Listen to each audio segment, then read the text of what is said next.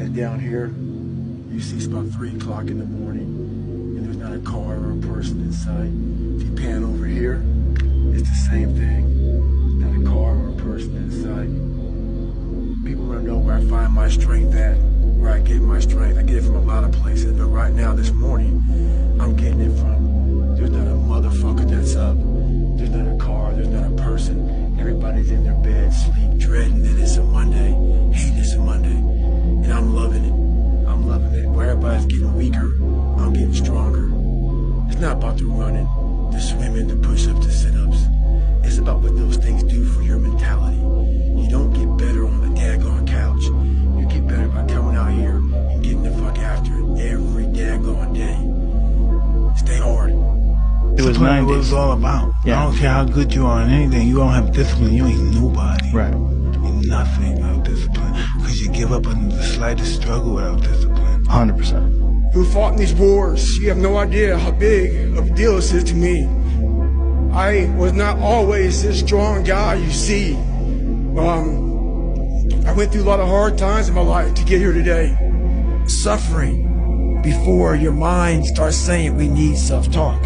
So what I tell myself is I go back to the months and years of preparation to get to that day. And I'm telling myself, the 3:30 in the morning, and I'm looking at my shoes, and I want to go out there and run 30 miles. I have to, in that second, in that moment of this self-talk, my mind says, you got to find more, you got to find more. I once again calm down, go back into my mind, in my cookie jar, I call it, and I have to reflect back on the shit I did to get here. And that becomes my self-talk. Self-talk does not work unless it is real. Most of us lie to ourselves in the self-talk. It doesn't work. It has to be real. It has to be something that you've done to make it really work. Be the guy who embraces the ugly, the miserable.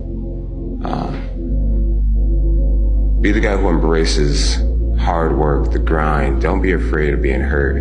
Don't be afraid of sacrificing some blood. Every morning, every day of our lives, we have choices to make. You have the choice to stay in bed, to say, forget it, I'm not going to work out today, or forget it, I'm not going to work hard today. You always have a choice every single day of your life. A lot of times I'll be in a 200-mile run or something like that, and I'm all jacked up. Body's broken, mind's broken, spirit's broken. I started to say, what if I can pull this off?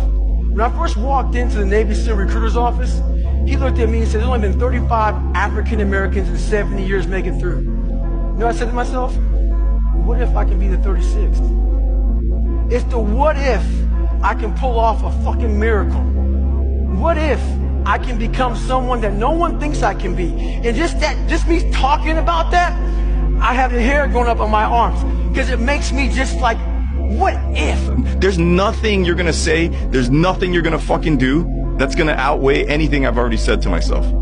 That guy sucks, he's ugly, he's fat, he's full of shit. I've already said that, you know? So The fear is never reaching your potential. That's it. That always falling short, always quitting before you're done, always procrastinating, always not doing the right thing.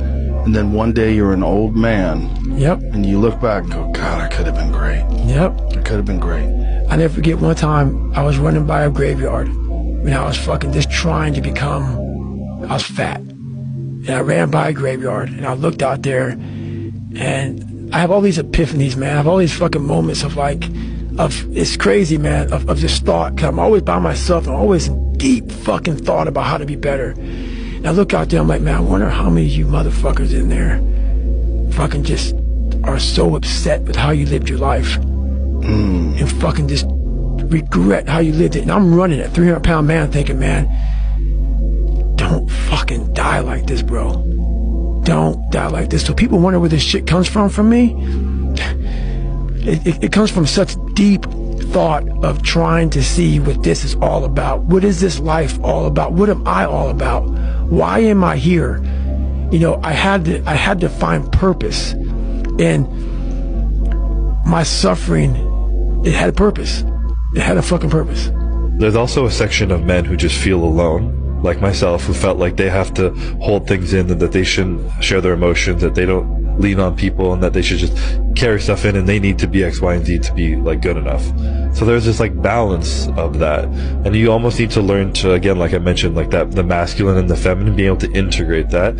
I feel like a real man is confident and comfortable enough to embrace the feminine energy he has in him. If he's emotional, let it out, but also have that masculine side of it. Be like, I'm going to be emotional right now, but I'm still going to go and fuck shit up right now, you know? I'm still going to take charge of what I want with my life. I'm going to work fucking hard and be disciplined, but I'm going to accept that sometimes I'm going to break down. And it's going to be, I'm not saying that women break down, but there's more emotion over there, and allow it to feel it and to ask for help and to lean on people and be able to balance those two and that like yin and yang. I think that's what's missing personally. Right? Like you can be going as fast as possible in the wrong direction, and it actually takes you further away from the destination. This is something that a lot of people, I call it the manopause, which is mid-20s toward late 20s. A lot of guys, it seems like you had yours earlier, realize that a lot of the values that they hold, a lot of the things that previously they took a sense of self-worth from, that the world told them that they should value, they don't make them feel fulfilled anymore. And they go, oh fuck, like I got toward the top of this mountain and I realized that it was the wrong mountain that I climbed, and actually I was supposed to be on that one over there. And it's difficult because in order to get to that one, you need to go back down this one that you've already climbed. You need to dispense with the stuff that you've got rid of. This is why I think introversion is such a cheat code, because like I feel like you're less at the mercy of other people's desires. Because even like for me, I noticed that if the more frequently and the more for a sustained period of time I'm involved in certain just patterns of behavior, oftentimes socially or just what I do in general, you just become locked in those patterns and it becomes more difficult. You have more of like a narrow perspective. So, you know, the brain's malleable, it just gets programmed in that way and you're just kind of operating that way. So for me, a lot of like the best insights that I've gotten are like times when I like completely just like fully detached and just entered this weird like meditative just like flow state of just being just alone.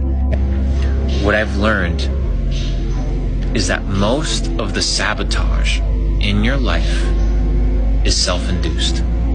Hear me out, okay? Most of the sabotage that is self-induced in life is because you do not have the self-regulation to do that which you know you need to do.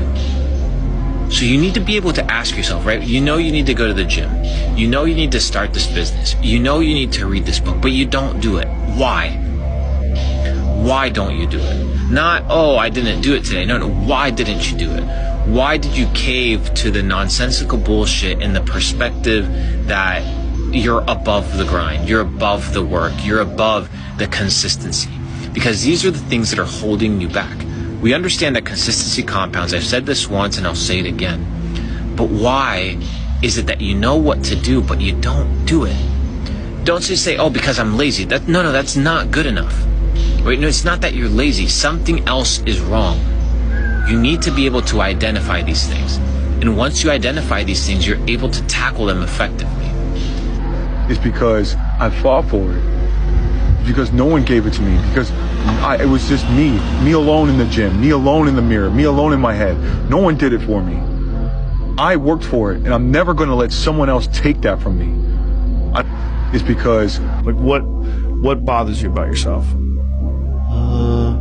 I just wish I just felt more comfortable in my own skin a lot of times, you know, because I feel like I would be able to be more effective as a person if I could just like kind of not toil in some of my own, you know, small self-worth issues or like lack of confidence at times. You know, I wish I could trust my instincts, and I wish my instincts were like better calibrated so that I knew when if I was doing like okay and good stuff, then my insides like told me you're being okay, you don't have to worry, you know?